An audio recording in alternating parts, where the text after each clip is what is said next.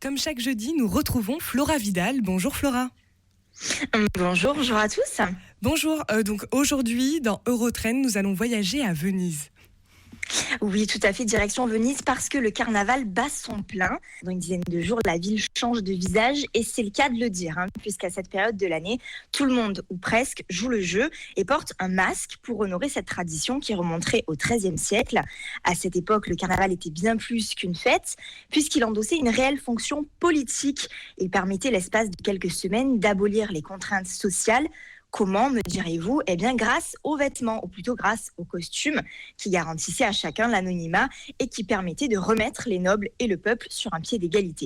Alors, endosser les vêtements d'un autre, c'était littéralement se glisser dans la peau d'un autre et adopter ainsi une autre démarche, un autre comportement. Et on va même parfois jusqu'à dire que le carnaval de Venise, c'est une période de sursaut démocratique, puisque chacun est libre de dire ce qu'il veut, de critiquer, de se moquer, de se comporter comme il l'entend, sans courir le risque d'être sanctionné, puisqu'une fois costumé, on devient quelqu'un d'autre, libre de toute responsabilité. Alors on imagine le désordre que cela pouvait provoquer. D'ailleurs, dès la fin du XVIIIe siècle, Napoléon Bonaparte, qui envahit la Vénétie, interdit de se costumer pendant le carnaval pour justement prévenir les troubles politiques que pourrait provoquer cette pratique. Bon, heureusement, depuis, le carnaval a repris ses droits à Venise et on peut donc se costumer comme on l'entend, même si finalement ce sont bien souvent les mêmes personnages qui sont représentés. Alors justement, Flora, quels sont les costumes les plus appréciés ?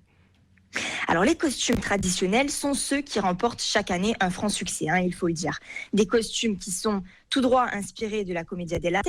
On connaît Pierrot, Polichinelle, Colombine et bien sûr Arlequin, dont, vous le savez, l'habit rapiécé de plusieurs bouts de tissu multicolores est en fait censé évoquer la pauvreté. Deux autres costumes sont également très appréciés. Le Niaga, personnage vêtu d'une robe et masqué d'une tête de chat selon la tradition baroque. En fait, c'était les hommes qui souhaitaient se travestir en femmes qui endossaient ce costume.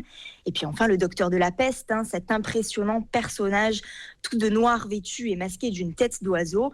En fait, il s'agit du vêtement traditionnel inventé en 1619 par Charles Delorme, le premier médecin de Louis XIII, pour protéger les médecins qui soignaient les malades. Des costumes qui seront cette année encore récompensés ? Et oui, puisque chaque année, les plus beaux costumes sont mis en compétition à l'occasion de divers concours organisés pendant toute la période du Carnaval de Venise, qui s'achèvera, je vous le rappelle, le 5 mars cette année. Une chronique à retrouver dès à présent sur votre blog pamelacobson.fr. Merci Flora. On vous retrouve la semaine prochaine. À la semaine prochaine.